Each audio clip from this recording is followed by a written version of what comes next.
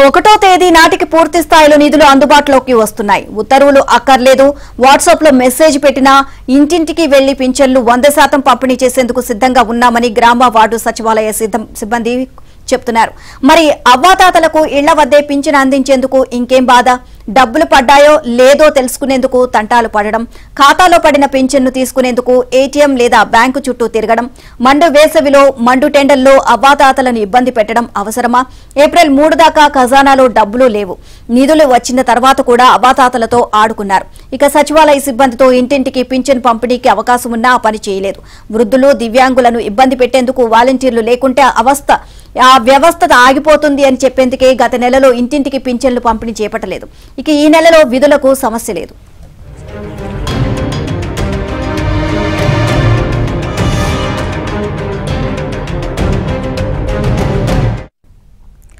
ఇవాళ ఆర్బీఐ నుంచి 3,000 కోట్లు అప్పు తెస్తున్నారు.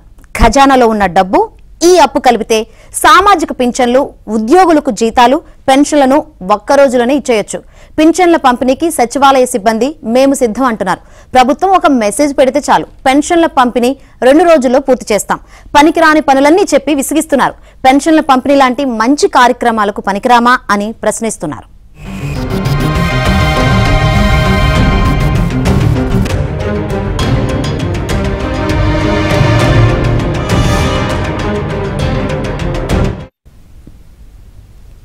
ఇంటింటికి పింఛన్ పంపిణీపై సచివాలయ సిబ్బంది మనసులో మాట ఏమిటి? ఈ పని చేసేందుకు సిద్ధంగా ఉన్నారా అని ఆంధ్రజ్యోతి ఆరా తీసింది. పేర్లు బయటపెట్టడానికి ఇష్టపడని ఉద్యోగుల నేతలు, సిబ్బంది మొత్తం పెన్షన్ల పంపిణీకి మేం సై అనే చెప్పారు. ఇక ఈ విషయంలో ప్రభుత్వ వైఖరి అంతుపట్టడం లేదు. ఇతర కార్యక్రమాలకు మమ్మల్ని బాగా వాడుకుంటున్నారు. రేషన్ పంపిణీ పర్యవేక్షణ విధులు అప్పగించారు. పాఠశాలలో మరుగుదొడ్ల పరిశుభ్రత పర్యవేక్షణకు, మద్యం షాపుల వద్ద క్యూ నిర్వహణకు పంపించారు. అలాంటిది పెన్షన్ల పంపిణీకి ఎందుకు దూరం పెడుతున్నారో అర్థం కావట్లేదు. కోవిడ్ సమయంలో ఎక్కువ మంది వాలంటీర్లు జనాల్లోకి రాలేదు.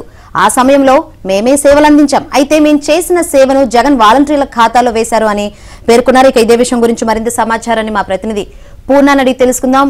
పూర్ణ, పెన్షన్ల పంపిణీ నిధులు వచ్చినా గానీ ఎందుకు జాప్యం జరుగుతుందంటే ఏం చెప్తారు? శంకరి, ఏదైతే ఈ పెన్షన్ల పంపిణీ అంటే ఇంటింటికి వెళ్లి పంపిణీ విధానం ఏదైతే వాలంటీర్లు చేస్తారో అది ఈసారి అంటే ఎన్నికల్లో వచ్చిన నేపథ్యంలో మొత్తం కూడా ఆ విధానాన్ని నేరుగా బ్యాంకుల్లో వేయాలంటూ కూడా ఎన్నికల కమిషన్ కానీ లేకపోతే సిఎస్ అంటే ఎవరైతే అధికారులు ఉన్నారో దానికి ఆదేశాలు జారీ చేశారు. అయితే ఇంటింటికి వెళ్లి పెన్షన్లు పంపిణీ చేయడానికి మేము మొత్తం సంసిద్ధంగా ఉన్నామని సచివాలయ ఉద్యోగస్తులు అందరూ కూడా ముక్తఖండంతో చెప్తారు. ఎందుకంటే ప్రధానంగా చూస్తే కనుక వాళ్ళు గతంలో వాళ్ళు చేసిన సేవలు, అనేక సేవలన్నింటినీ కూడా తమ ఖాతాలో వేసుకున్నారు. ఇన్ని కూడా కోవిడ్ సమయంలో మేము ఇంటింటికి వెళ్లి చాలా సర్వేలు చేశాము. అన్ని కూడా వారి జీవన స్థితిగతులు అన్ని కూడా తెలుసుకుని మొత్తం కూడా ఇప్పటికప్పుడు డేటా మొత్తం కూడా అప్డేట్ చేస్తే మొత్తం కూడా వాలంటీర్ ఖాతాలో ప్రభుత్వం జమ చేసింది. అయితే ఎట్టి పరిస్థితుల్లో ఈ ఏదైతే పెన్షన్ల పంపిణీ అది ఖచ్చితంగా మేము చేయగలుగుతామని చెప్పి సచివాలయ సిబ్బందితో పాటు గ్రామ సచివాలయాలు మొత్తం కూడా సిబ్బంది చెప్తున్న పరిస్థితి నెలకొంది. అయితే దానికి విరుద్ధంగా ప్రభుత్వం అయితే బ్యాంకుల్లో వేయటాన్ని మాత్రం తీవ్రంగా తప్పుపడుతున్నారు. ఎందుకంటే మొత్తం కూడా ఏదైతే మండు వేసవి కావడంతో మొత్తం కూడా తీవ్రమైన ఇబ్బందులు ఎదుర్కొంటున్న పరిస్థితి నెలకొంది. ప్రధానంగా ఈ పెన్షన్స్ దాంట్లో ఎవరైతే ఉన్నారో వృద్ధులు కానీ, మహిళలు కానీ వీళ్ళందరూ కూడా తీసుకెళ్లి ఎండలో వెళ్లి బ్యాంకుల దగ్గర పడిగాపులు కాసి వాటిని అన్నింటినీ తీసుకోవడంలో చాలా తీవ్ర ఇబ్బందులు ఎదుర్కొంటారని చెప్పి కూడా మొత్తం ఆ పెన్షన్దారులు కూడా తీవ్ర ఆవేదన వ్యక్తపరుస్తున్నారు. ఇది కావాలని ఒక టార్గెట్ గానే ప్రభుత్వం ఈ విధంగా వ్యవహరిస్తుంది. కావాలని పెన్షన్స్ ని ఈ బ్యాంకుల్లో వేసి బ్యాంకుల దగ్గర పడిగాపులు కాసే విధంగా కూడా మొత్తం అక్కడ ఏదైతే గంటల తరబడి అక్కడ వెయిట్ చేయాల్సిన పరిస్థితి నెలకొనే అవకాశం కూడా ఉందని కూడా విపక్షాలుగా పదే చెప్తున్నాయి. విపక్షాలు కూడా అటు గవర్నర్ కానీ ఎలక్షన్ కమిషన్ కూడా కలిసి వాళ్ళందరూ కూడా రిక్వెస్ట్ పెడతాం కూడా జరిగింది. ఏదైతే పెన్షన్లు అన్ని కూడా నేరుగా ఇంటి వద్ద ఇవ్వాలి అని చెప్పి కూడా మొత్తం కూడా వాళ్ళు చెప్పడం జరిగింది.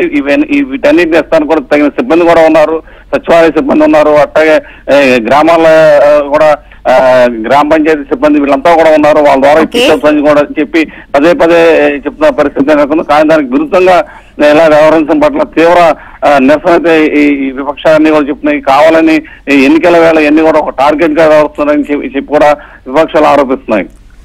Right, thank you Purna.